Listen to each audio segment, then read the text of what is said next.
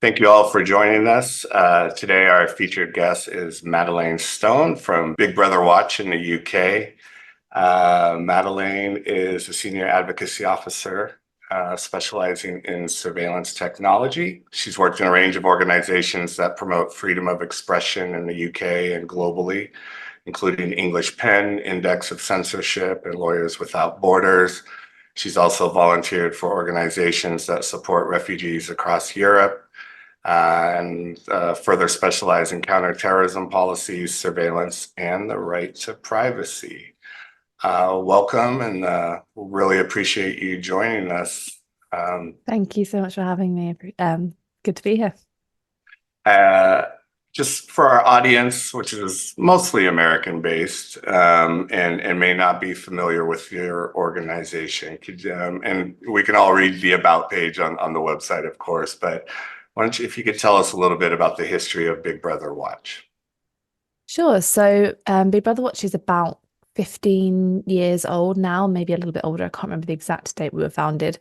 But we're a civil liberties and privacy campaign group in the UK. We focus mainly on the UK, but we have an eye on kind of global trends when it comes to surveillance and censorship, of course. And we were kind of born out of the conversation around ID cards in the UK. There was a period where former Prime Minister Tony Blair attempted to introduce mandatory ID cards to the UK, which have never been mandated here before. Obviously, they're used in other parts of the world and in Europe and in parts of the US, I understand. But in the UK, we've never had them. And there's been a kind of quite a lot of public debate around the civil liberties implications of that. So it was part of the coming out of that movement, partly out of the kind of discussion around the huge increase in CCTV across the UK as well. And we are still to this day, London is one of the most, I think, the most surveilled cities outside of China, more CCTV cameras per person than Beijing. So that was kind of born out of that debate, with a particular focus on surveillance. And then we had the Snowden revelations, which kind of turbocharged our work. And we got involved in quite a high profile legal case that went all the way to the European Court of Human Rights about mass surveillance and kind of government powers that Snowden unveiled. So that's kind of some of our history. We've done a lot of work on free speech. So we kind of started off looking mainly at surveillance, but now we kind of look at civil liberties more broadly. So protest rights, free speech online, still obviously looking at surveillance and technology, and all of our work kind of has a focus on technology specifically. So yeah, that's us. We're currently working, we do a lot of work on facial recognition technology. That's one of our flagship campaigns. Protest rights, as I've said, we're working on kind of legislation that's seeking to put restrictions in place on social media usage and speech online. We're looking at digital identity cards. We're looking at CBDCs. We have quite a kind of broad remit, but yeah, obviously with a kind of eye on technology and civil liberties at its core all times. We're quite a small team and we pack quite a big punch. I think people are often surprised to know that there's only 7 of us full time. And we do pretty good work in my opinion. Yeah, I know there's a lot of old similar quotes, but just saying, a motivated small group of people is the only thing that's ever changed the world. It is amazing what a handful of committed folks can do. When I first heard of you guys, it was purely just as a facial recognition org, and I was surprised in researching the reports and things you guys have released that you have grown to cover quite a bit more, which is great. Obviously, facial recognition is kind of the GC trendy thing at the moment, but not the only concern we're facing on both sides of the pond. What drew you to this work? Was there a horror story, identity theft, interaction with the police, or just kind of a academic curiosity? I mean, I've always been interested in kind of human rights law growing up. And I got increasingly interested in kind of free speech. I think that was my first kind of introduction to this, and seeing how debates around free speech had kind of been always kind of framed in a certain way. And I wanted to kind of expand that and talk about how important the right to free speech is for kind of underrepresented people and for journalists and for artists and these kinds of things, rather than it being framed in this kind of culture wars way. So that was my interest in kind of civil liberties, came through free speech. And then when I was a student and I was working with an organization called English Pen, running their branch in York, where I studied my undergrad. Um, it was around that time that the investigatory powers bill was going through, and which was essentially a piece of legislation that everything that Edward Snowden revealed, um, instead of it sparking this huge change and this public outcry, and we strip back the powers of, our intelligence agencies and make them more accountable. Instead, the response was just to put all of those powers on the statute books, and we kind of ran a little campaign where in our university against that, trying to encourage our MP to vote against it. And that, I think, yeah, the kind of combination of looking at free speech and also everything that, really brave whistleblowers have revealed about mass surveillance were the kind of two things that were my interest. And then I came across Big Brother Watch and I thought, well, this is the kind of perfect marriage of the things I'm interested in. I've always been a little bit skeptical of technology, perhaps I would say. I'm not, well, you know what? I think there's an interesting discussion actually to be had right now about Luddites and that movement. I think a lot of people are reclaiming that term instead of it being an insult, thinking about actually the Luddites were people who were looking at technology critically, and maybe that's something we should be reclaiming. I'm not sure about that, but I think that it's an interesting sort of way of looking at things. So yeah, I've always been a bit kind of skeptical and interested in technology. So that was kind of my path. I did a kind of postgraduate degree in law and human rights law, where I kind of focused on freedom of expression and privacy law, and I looked at kind of mass surveillance and Snowden's revelations, and yeah, that kind of led me to Brother Watch. So I've been there for about I volunteered when I was doing my postgrad, then I became an employee after I finished. So I've been there full time now for about 4 years.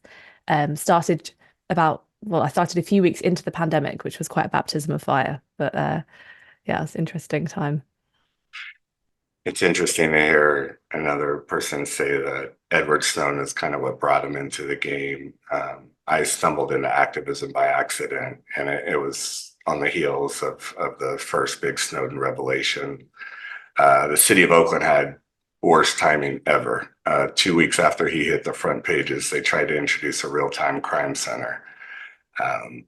No privacy policies. Even back then, like 2013, they were talking about facial recognition, which was Wow. nowhere ready for Yeah, use. it would have been Uh, very poor it would have those been, days. yeah, it would have been horrible. But just all the energy that was in Oakland, from Occupy Oakland, and just what Snowden kept revealing led to a big fight, and we actually scuttled the project and kind Amazing. of started changing the narrative in the country a bit. And so it's nice to see the Snowden effect happening all over. Um, Something you just said about just kind of being skeptical, and I'm just curious on a personal level, are you, a cord cutter? Do you kind of trade convenience for some privacy invasion like most of us, apps on your phone and so forth?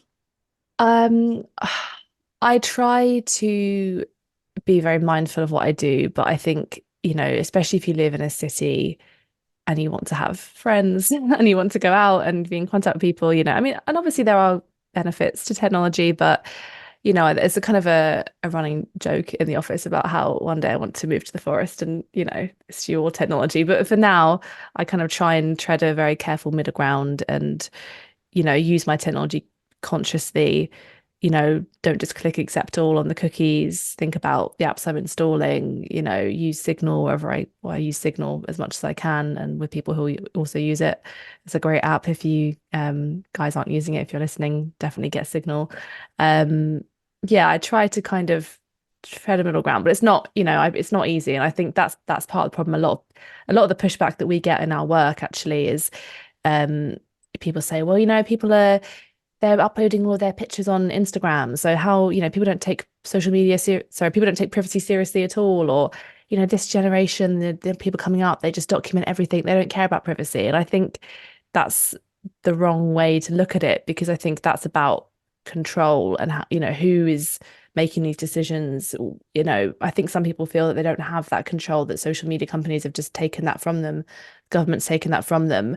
It doesn't mean they're not interested in it and they don't want it, but people feel sometimes a bit powerless.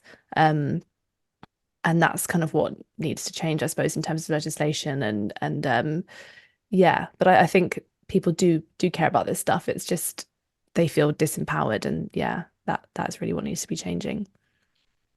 Yeah, that's something we're facing in the States quite a bit. I used to say my biggest enemy was apathy.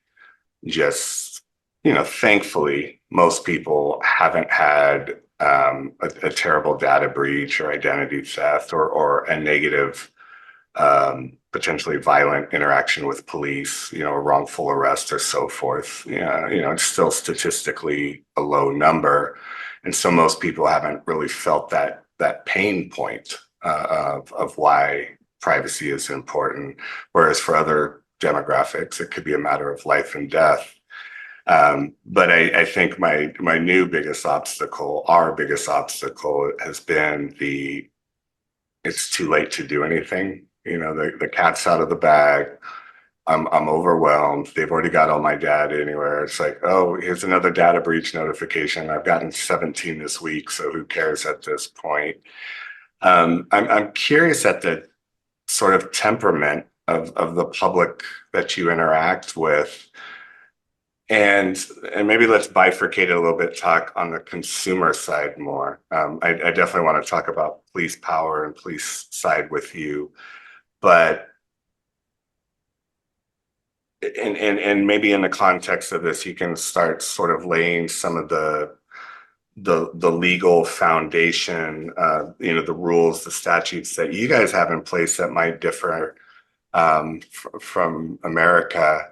Um, you've certainly, I think, on the consumer side, Europe as a whole, the UK has done better than the States. We're catching up. But on the consumer side, it would surprise me if tech dominated your life as much, especially like here in the California Bay Area, where Silicon Valley runs everything and just permeates our every thought. But is big tech that powerful in the UK to where folks are just feeling overwhelmed and not even willing to sort of go through different privacy settings and maybe better protect their data? I think in the online world, that's probably the same in the UK as it is in the US because obviously these companies have similar approaches. Obviously, we do have different protections here in the UK and in Europe more generally. We have the GDPR, and in the UK we have the Data Protection Act. We have the Human Rights Act and the European Convention on Human Rights, which protect privacy.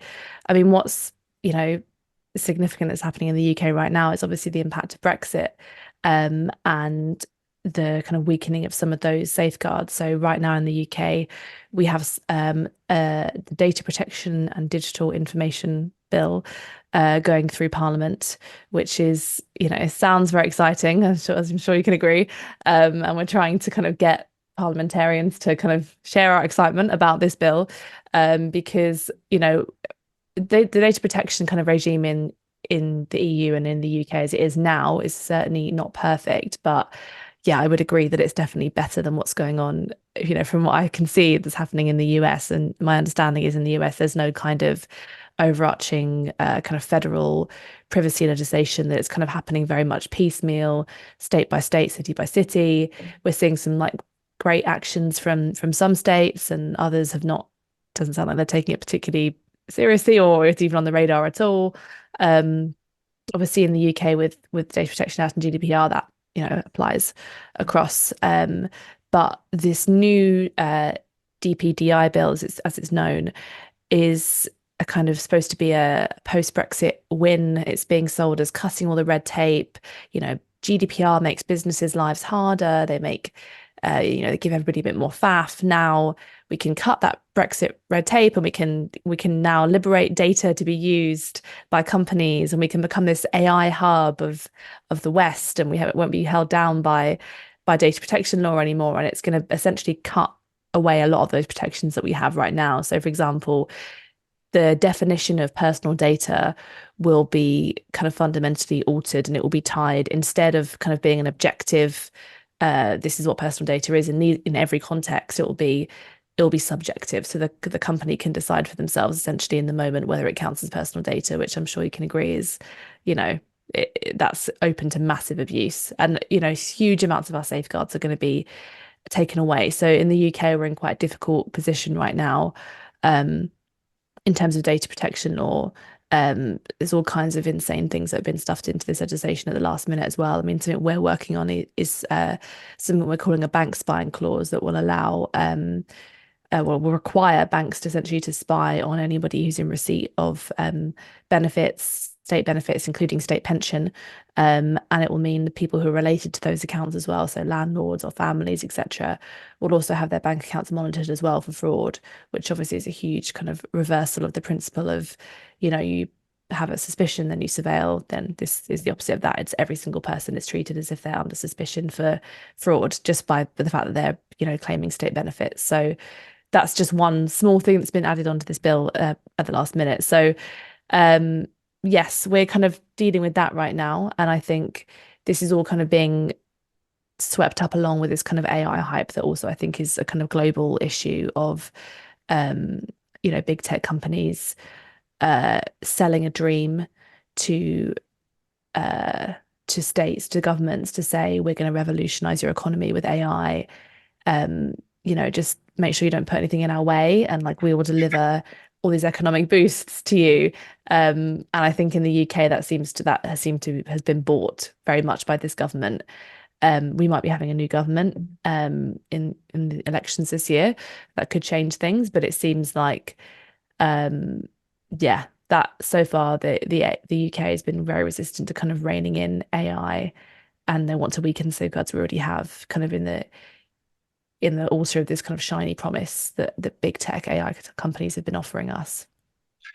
Do you find it's interesting that you brought that particular point up? My board was just getting ready to vote on the proposed California bills that were just introduced. The state legislative season is starting in a week or so, and the volume of AI bills is enormous. It's clear, every politician is kind of trying to make a name for themselves. And having worked with a number of these individuals over the last few years, I know they're not qualified. I'm not qualified. I'm not a technologist. That's why we have a large advisory team of experts to advise us on the areas that we don't understand as well. And a lot of it's like, oh, we're going to eliminate bias, and here's how to audit, and which sounds good on its face, but a lot of unintended consequences can come out of that when you don't have the right expertise. And I'm curious, at the level of expertise you might be seeing, do folks know what they're attempting to regulate, or is that why they're maybe so susceptible to these, sky in the pie promises that they're getting from tech?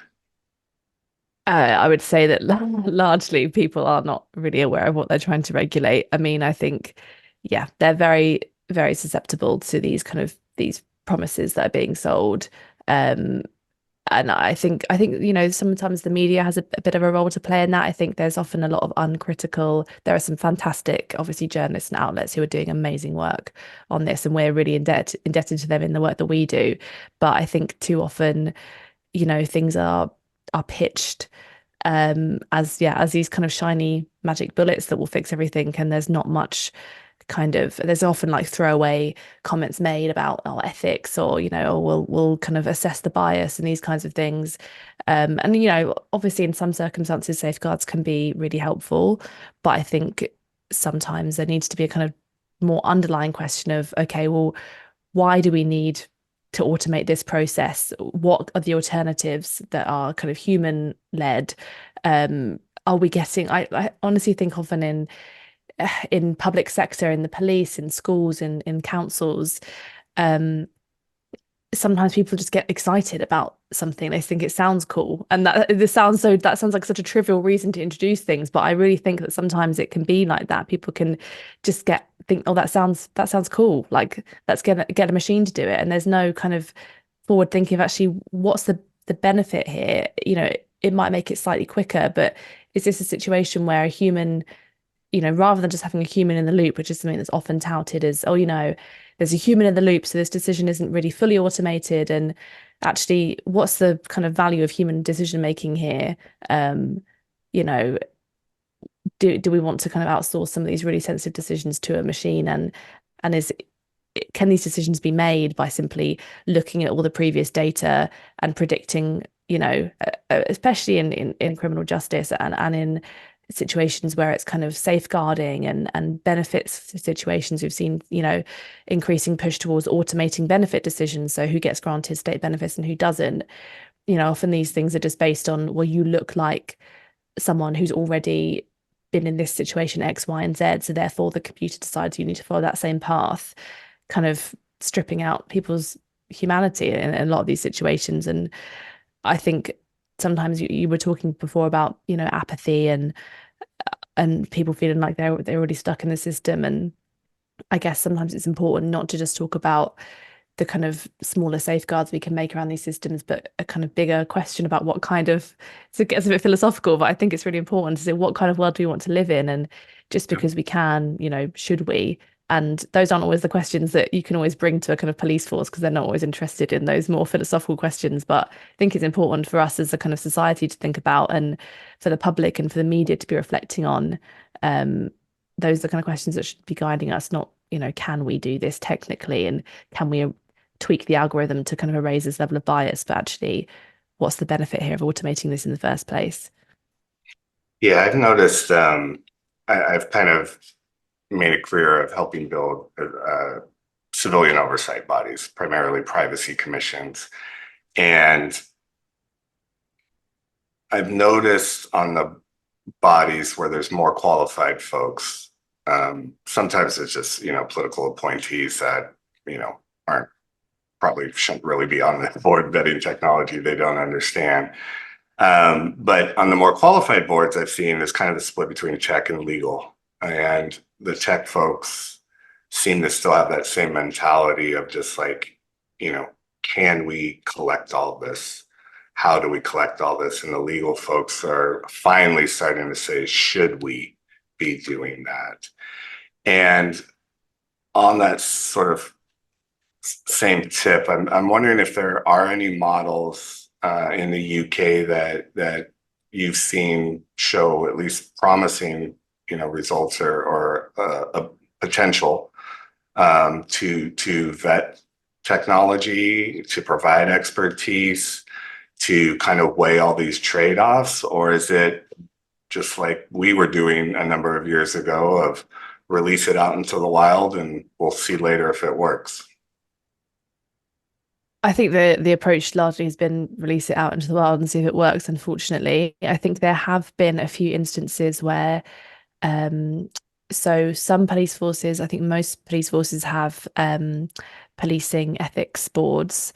They are of kind of varying quality. So some of them are just kind of run by the police force themselves and they're overseen by a kind of former or current police officer, which in my mind makes them, not an appropriate tool of scrutiny.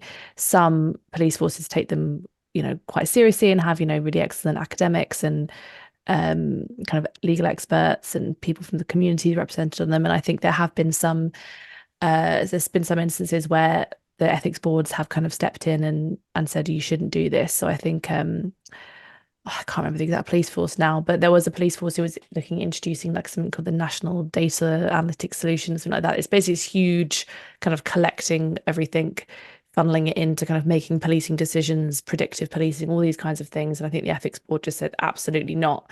And to their credit, I think the police force did listen to them and they've stopped the plans. I mean, often though, if they'll ignore the findings of these bodies because they don't have a kind of legal mandate, they're voluntary. There's definitely, I think a place for them, but I think, what we would always want to see is Parliament, elected officials, proper democratic, legal scrutiny of things. And if police forces and if local authorities and schools want to introduce these kinds of technology, they should be making the case to Parliament, and then Parliament should be, legislating for it in proper kind of primary legislation, So, like an act of parliament rather than just kind of regulations which they can pass through easily. There should be proper debate, public debate, all these things. And, facial recognition is a really important example of this. So, um, police forces consulted with various kind of bodies. They actually commissioned a study from human rights and sociology experts into their use of facial recognition. Those experts found that the London police, the Metropolitan Police's use of it violated human rights law and probably data protection law, and they just kind of buried that report and carried on. And as we stand now, the UK is really ramping up massively its use of facial recognition technology in policing, but also in the private sector. And there's no legislation on it, and then we think that's totally outrageous. And you look at the EU, there's been the AI Act, which is about to go through, and it's not perfect, but it's certainly a good place to start. But here in the UK, I think the approach has been, let's just let the police forces and the private companies crack on. And they haven't got a legal framework, but we're kind of cobbling together a legal basis off the back of various pieces of legislation that don't quite match. And yeah, there's not been a willingness. I mean, certainly not from the police. They're very happy with the position. They certainly don't want any new legislation to rein them in. They like being able to make their own rules up about it. So that's the kind of the position. And I think, yeah, facial rec is a really good example of where the technology has kind of gone ahead so fast and people haven't been able to catch up for it. And only now, really, I think, are politicians starting, I mean, around the world actually, to kind of wake up to the dangers of this and starting to regulate. But unfortunately, that's not on the cards right now in the UK. But in the UK, that's certainly what we're pushing for and what we're going to be fighting for over the next few years. In America, I don't think it was ever true for more than a handful of years, to be honest, since our Constitution was formed. But uh, at least on paper, we say that the powers not expressly given to the government are reserved for the people. If we haven't consented to giving you X authority, you can't do it. And that quickly faded away. And I'm not talking in the 2000s, I'm talking in the 1800s. That was already faded. And the problem there is that all this technology just rolled out with no scrutiny, no oversight. And the number one thing I hear, say we do this work all over the country, primarily at the municipal level, cities and counties. The number one justification I hear from the police is, well, no one's telling us we can't do it. And so it sounds like that's a little bit of what you're facing. If there's no, express prohibition on facial recognition, for example, it's, at least an implicit authorization to use it. We're facing this fight right now in California where individuals that were, pretty progressive, have been pushing now for the second year in a row, a sort of facial recognition regulation light. And the sort of premise that they say is, this technology is being used right now, so we need to regulate it. And it's like they don't ever go to the foundation of saying, it's never been authorized in California. The people have never consented. We've never voted on it. When we do surveys and say, like, should the government be tracking you, just walking everywhere about your daily life, no suspicion of wrongdoing, people overwhelmingly still say no. Mm. And so I'm curious how you challenge that dynamic. And also, as a strategy, does Big Brother Watch, do you solely focus at the parliamentary level? Do you go city by city? Or has it just been more effective to try to go from at the very top and just get it one and done? I mean, I really relate to what you said about, there's nothing stopping us. And I think what was particularly interesting about the way it was introduced in the UK, live facial recognition by police, was it was introduced as a trial. And that trial lasted 4 years, which is not a trial. And it was used operationally. So people were being arrested at these trials. It was kind of being rolled out regularly at kind of big uh, demonstrations and remembrance events and kind of in cities. It was actually the first use of it in London, was at Notting Hill Carnival, which is a kind of very, very famous London kind of celebration of the kind of Black African Caribbean community of London. Um, that's the point of it, and for them to deploy it kind of at Notting Hill Carnival that was its very first deployment, I think spoke volumes about the kind of the way that the police saw this being used and who they'd be targeting, who would be placed on watch lists and who would be subject to surveillance, which unfortunately is what we see, pretty much with a lot of policing here in the UK and obviously in the US. That's a huge problem too. Um, so yes, that trial lasted 4 years, and it made it very difficult for us to kind of uh, push back on it in a way because the police said, well, we're just trialing it. We're just seeing how it works for 4 years. And of course, it wasn't really a trial. There was no kind of parameter of what would a success or a failure look like. It was kind of really just embedding it and normalizing it, both for the public and for kind of parliamentarians. So parliamentarians kind of, when it was that initial usage of it, that would have been the time for, Parliament and for the public to really come down and say, we don't want this, or you need to have this law in place, etc. But the police said, well, we don't need that yet because we're just trialing it. So let's just wait and see what happens. And then, of course, the trials ended. There was actually a legal challenge. The courts found that it had been used unlawfully. The police responded by sort of tinkering with their privacy policies and doing a couple of tests. And then they've said, okay, now we're compliant with that legal challenge. I think that's highly debatable. There might be another one coming down the tracks one day. And now it's being used operationally, and there's really no difference between we actually go down to these deployments, whenever they're in London, we try and witness them and support people who've been wrongly stopped, or just kind of keep an eye on the police really and how they use it. And there's really no difference between those trials and the operational use. Sorry, I've forgotten what your second part of the question Yeah. was. No, sorry, I loaded up on there. As a strategy, do you just try to focus on Oh, Parliament, okay, yeah.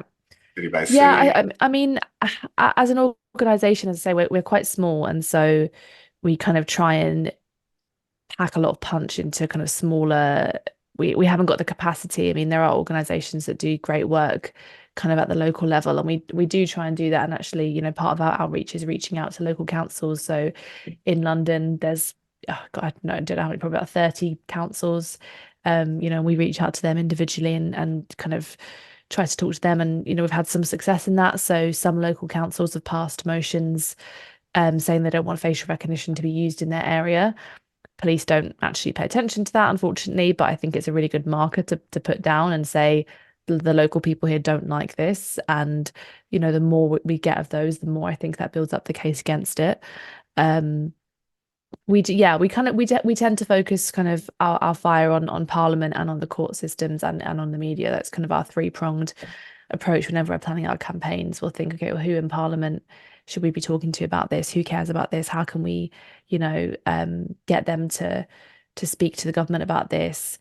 We also think about legal avenues of challenge. So someone's been misidentified, or this policy doesn't look right, how can we legally challenge this?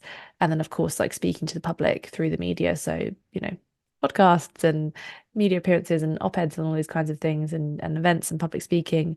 But yes, we kind of, I think because a lot of the problem here is the fact there's no legislation for it. We kind of try and focus our energy on that really, and shifting the dial with parliamentarians. But of course, that a lot of that feeds back into, it's kind of a feedback loop of public and Parliament, and we're always kind of trying to do both at the same time. Before we get into kind of the specifics of how facial recognition is being used and how widespread, as an organizational position or philosophy, are you a ban it, prohibit it type of org, or a regulate, or is it kind of depend on case by case? It depends on the use case. So facial recognition, obviously we're talking about it, but it can encompass kind of quite a few different types of technology. The one that we focus on, because we think it is the most egregious, is live facial recognition, and I don't actually think that that's being used that much in the US. My understanding, out by police forces at least. And what's kind of the way that works in London and in Cardiff, where it's being used mainly now, is there'll be police vans, there'll be a CCTV camera on the top. Inside the van, there'll be some people running algorithms through that camera. And then all around the area, around the van, there'll be, you know, a really high number of police officers in plain clothes and in uniform. They'll have kind of like iPads with them. And then when that camera on the van pings, then they'll all get a ping on their iPad and they'll kind of grab the person who they think it is. And the deployments are kind of specific and time limited. So they're not kind of running through the CCTV networks like in China, for example. But of course, there's nothing to stop that from happening. And I'm very sure that that's probably what the police are imagining will happen one day in the UK. Hopefully not. Hopefully we can stop it before it gets to that point. But right now it's happening in these kind of like 8-hour deployments at kind of busy areas.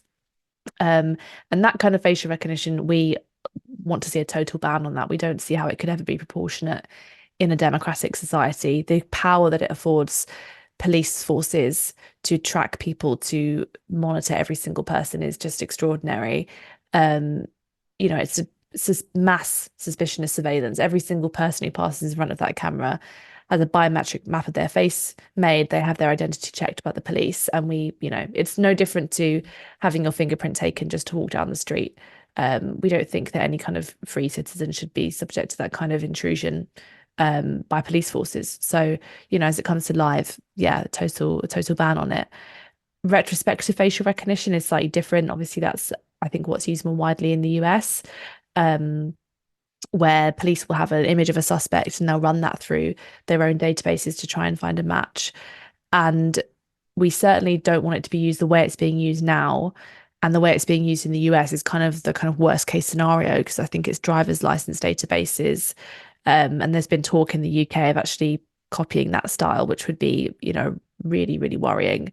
Right now, it's being used only on custody images. So that's quite a relatively small, in comparison to driving license database of people who have been held by police. They've have a criminal record. There's a kind of proportionate reason for police having those people on file. What we'd also want to see is not only would it only be used on those lawfully held custody images, but we'd also want there to be a threshold for a search. So it couldn't be that police forces will just search, I've seen this person at a protest, I want to check out who they are. Absolutely not. We would want it to be a very high threshold of a serious crime. So it would have to be a kind of a crime that was punishable by a certain amount of time in prison. And it would be a high threshold for use. So we'd want to see, proper safeguards. We'd also want to see, as I say, primary legislation put through Parliament that would have all of this in a legislative footing. The way it's being used right now is, police can use it for pretty much whatever they want. And they want to be using passport databases and driving license databases. And we don't see how that could be proportionate. But with retrospective, we think that there could be a police case for it. We'd want them to make that case. We'd want to see proper legal safeguards. How about on and it's still, sort of a police matter, but not enforcement, like search and rescue at risk. Grandma with dementia goes wandering off into a big crowd. Do you guys allow exceptions? You as an org, would you allow exceptions for those use cases? Or I think for the use of live facial recognition, the problem still remains that in order to do those individual cases, you would still need to profile every single citizen. And often that's something we get put to us, missing person scenario. But what the kind of infrastructure that would need to be built and run to have that actually work would be extraordinary. So you would need to have that in the CCTV cameras of everywhere, constantly running in order to find maybe one or two people. You'd build a surveillance network like we'd never known before outside of China in order to have those individual use cases. And of course, we know with police powers, they never stay at their kind of the promised goal. We've already seen now, the police have really no restrictions on how they can use live facial recognition except the ones they've written themselves. And we've seen even those rules they're breaching at deployments. So you know, some use cases, I think it's about, in reality, what would we actually need to see to have that kind of fantasy scenario actually work, and the extraordinary kind of powers that would need to be built in order to kind of identify one grandma with dementia would be so incredibly disproportionate that it couldn't be used safely, I think. Unfortunately, unfortunately, there's no way that I think that could be used in a way that would be privacy respecting for the kind of population at large. Um, and I think also there's the question of, in some of those scenarios, would other methods of policing be more effective? I mean, often we're seeing police talking about, um, there was an interview actually recently, a deployment of facial recognition, where an officer said, well, this is great because we haven't got to go and knock on doors anymore. And the journalist said, well, some people say you probably should be knocking on doors, and we're having a big problem in the UK with police not turning up to 999 calls. Criminal justice system is very backlogged. Um, you know, huge numbers of cases are going unsolved, and a lot of those kind of basic policing things that people would expect to have in the community to keep them safe aren't being done. But instead, the kind of policing resources, the money, the manpower is going into these kind of shiny technological solutions that are maybe catching one or two people. But it's taken however many hours of police time for, dozens of police officers, when actually, could those police officers have been more usefully deployed if they'd actually gone to people's houses who they know are wanted and actually just apprehended them that way, rather than creating a kind of surveillance society in the heart of London? Yeah, I think that goes back to your good observation, or the question you raised of, what kind of world do we want to live in? I'm a big fan of Claire Garvey. Georgetown Law School has done a lot of great, research on facial recognition, and they use the term perpetual lineup. You would have to have a database of all of us Yeah. to really get the utility that these folks think is possible. The grandma missing in a large crowd. And that's another thing America flipped on its head of, we used to be innocent until proven guilty. Now we're guilty until we can prove our innocence. And the amount of horror stories we've seen lately of people just getting caught by different data points that seem to create a picture or an inference that they were this guilty victim, but not totally innocent. And it is just like, well, my GPS on my little Fitbit put me here, and then my Google, Wi-Fi maps that I was here at the time of this, but they had nothing to do with it. And then they have to go through this, enormous, complex, emotionally draining, financially draining process to clear their name. Because this technology doesn't meet the promises that it says, that it's so accurate and wonderful and fail safe, and replaces, Mm. one of the things we hear, and especially in Oakland, our police department's been under federal oversight for a couple of decades due to racial profiling. And so one of their talking points for the last number of years is, well, if we use surveillance tech, we're taking the human out of it, therefore nothing will ever be racist. Obviously ignoring all of human history, which shows that surveillance technology is not used equally. Certain populations bear the brunt of it. But I'm curious, some of the things you said, I've been talking to some of the younger officers that are openly admitting, it's like, we no longer have the ability to talk to the public. We're either in our patrol cars the whole time, we're just driving everywhere, we don't walk beats, or we're just click button police officers now. We just harvest data, and there's no longer that community role. And sort of a subset of that is, we're understaffed, everybody's broke, we don't have the resources, this technology is a force multiplier, blah, blah, blah. Do you hear those same talking points with the people pushing the technology? And if so, how are you responding to that? I think I mean, I haven't had.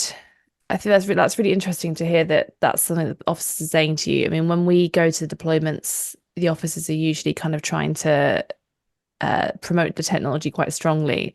We don't tend to hear much kind of dissent, but I'm sure that there is some of that going on behind closed doors. And this is a conversation I had with a journalist recently, actually, about how, um, for police officers, some of this technology takes away their ability to kind of make those decisions that they might have the experience to make over the technology, and kind of outsourcing these kind of really important policing interventions to a kind of algorithm has can be incredibly dangerous. I mean, what we actually saw at a facial recognition deployment recently in South London in Croydon was a woman who was 8 months pregnant, was stopped by facial recognition, and she was pushed up against a shop front. She was extremely distressed. She hadn't eaten. Her friend was trying to give her some food.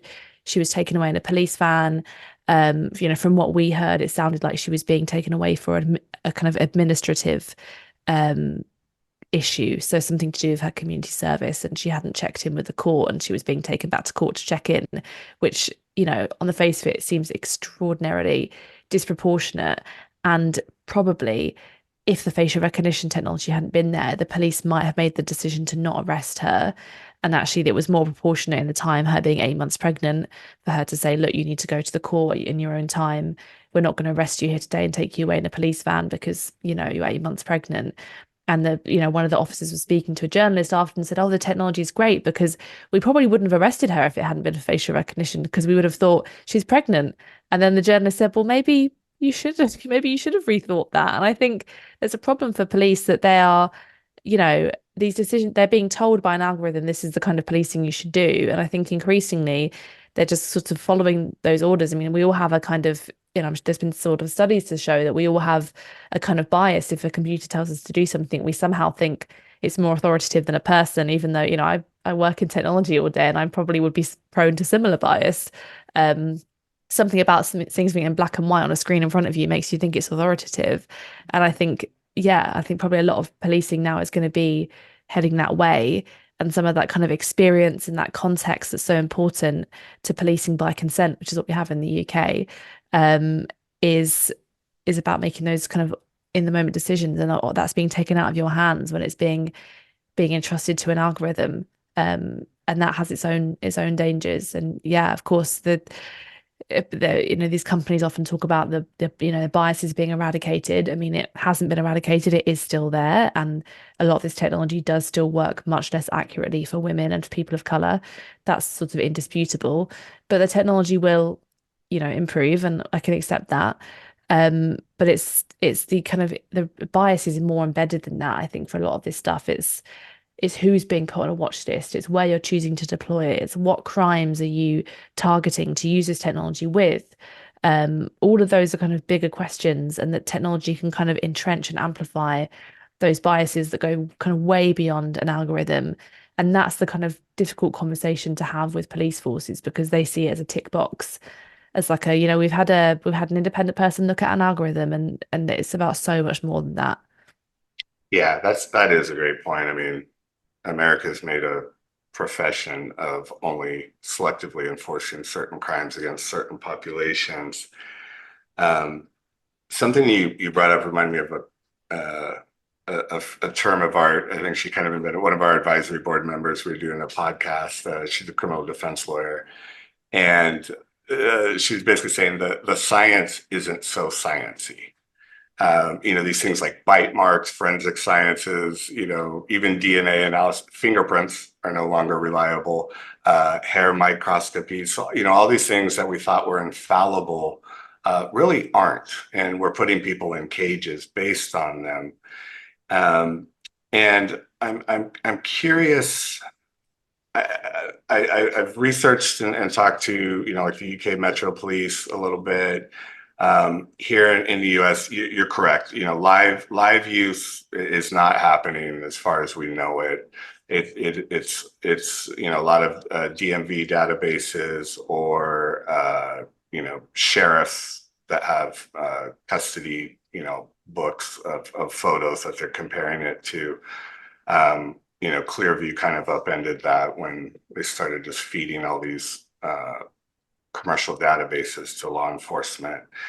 But A number of the police that have tried to defend their use of facial recognition to me have said, well, we've got a human in the chain, as if that's the magical fail safe.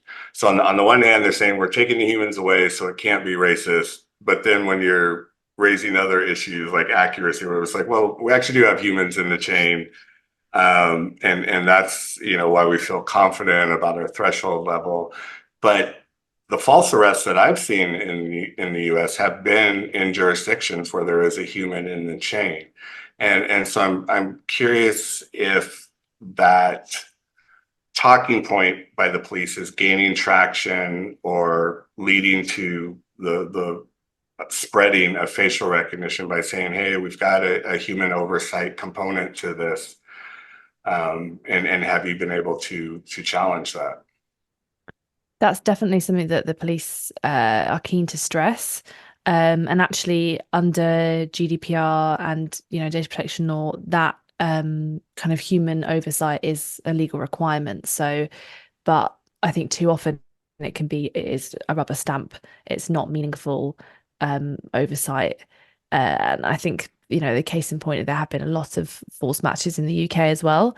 And I think I mentioned earlier there was a study that was commissioned by the Metropolitan Police into their use of live facial recognition, which was pretty damning, and they then buried. But one of the academics was also at a deployment. We were there as well. It was a deployment, again, a London deployment.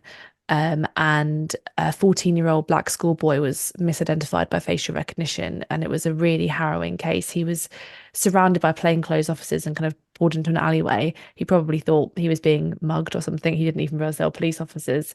He was fingerprinted. They asked for his ID. He obviously didn't have it because he was 14, still in his school uniform.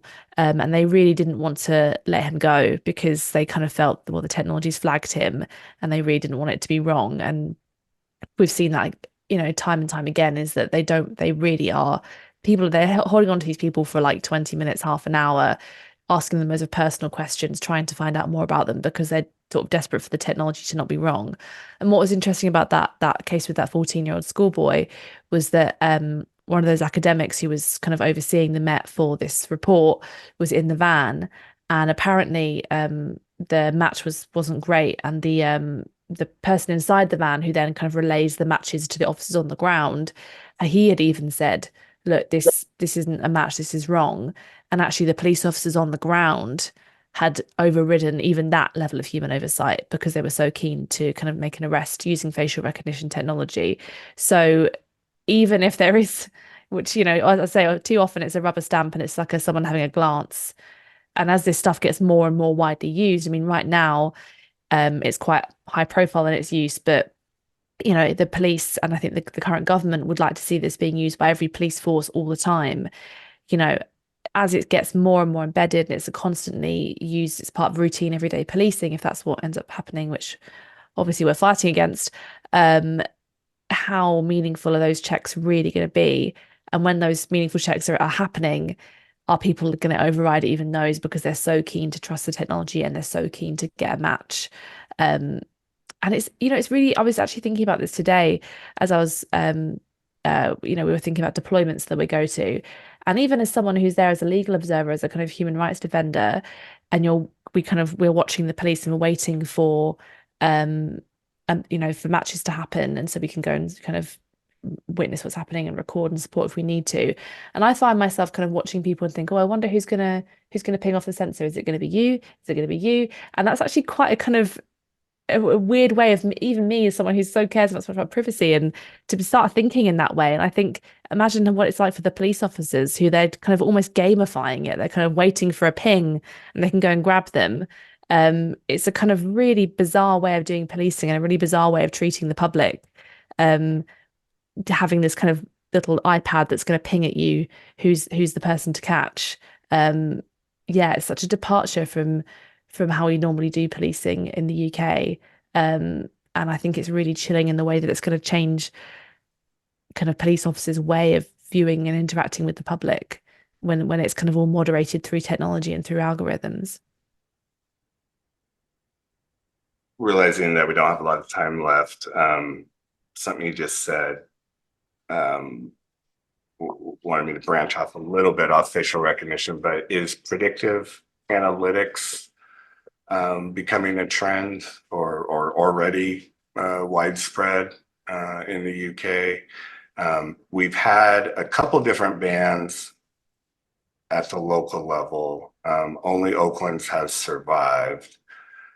Some others were repealed, but there is an enormous push by the federal government, which funds via grants most of the surveillance technology at the local level to start pushing, and probably because they're getting lobbied, predictive analytics as, yet another AI, every problem will be solved by this magical tool, despite, again, all the research showing, less than 1% accuracy rates. Is predictive analytics going anywhere in the UK right now? It's being pushed, and I think there are private companies that are very keen to introduce it and kind of combine things like facial recognition and tracking and other surveillance capacities. I mean, the kind of the situation I alluded to earlier was a kind of predictive policing model that was actually pushed back on by the ethics board, and I think that was probably going to be one of the most high profile ones, and that's kind of been indefinitely paused. There's been a few tools. So, for example, a police force in Durham, which is in the north of England, used a harm assessment risk tool, which was kind of gathering data from private kind of data brokers, and trying to kind of funnel uh, outcomes based on that as well. We actually managed to we discovered that because it was a lot of this stuff is being done under the radar, which makes it very hard to find out about. And it's kind of in the tool really of a kind of investigative organizations and journalists. And, unfortunately, there's no kind of public register of these things. And actually, that's something that we've called for, is a kind of public register of algorithms that are being used in the public sector, because we just simply don't know what's happening. And it requires us, every 6 months, we send a round of freedom of information requests to every police force and trying to find out what they're doing. And they kind of, find ways of getting out of it sometimes, of responding to us. And there's no kind of obligation on police forces to kind of let us know about these things. Not just Big Brother Watch, but the government and local councils and local elected representatives and the communities that they serve. These things are kind of going under the radar. So there's definitely a push for that. I think it hasn't been as widespread as it has in the US, but I think, where there's money to be made, where there's technology to be sold, there's always going to be someone trying to sell it. I think there's been a bit of caution around it in the UK, perhaps, but I think we're starting to see that pick up a little bit here as well. Yeah. One final kind of way off, well, not off topic question, but just real simple. Did you guys know who Palantir was before you gave them access to the NHS? That Yeah, was that was stunning. yeah, I think we did some work on that during the pandemic, and I think that was a real example of the damage that the pandemic did in terms of these kind of emergency measures that were put in place, with such little scrutiny. And that Palantir NHS deal was something that we really fought against, because it was originally, unsurprisingly, it was kind of offered for £1, which I believe is quite a common method Palantir used to kind of get themselves in through the door of public authorities. I think Clearview as well do it. I think they're uh, offering some of their services for free in like Ukraine as well. So it kind of starts off as this kind of altruistic, we want to build this COVID data store for you. We're only going to charge you £1, and it's going to, you know, all the kind of tech bros in government got very excited and just went for it. And there was no public scrutiny. It was outrageous. And then at the time we warned, this is COVID now, but this is going to get bigger. And of course, that's exactly what happened. Palantir were there waiting for the government contracts for the kind of broader NHS deals that they're now kind of entering into.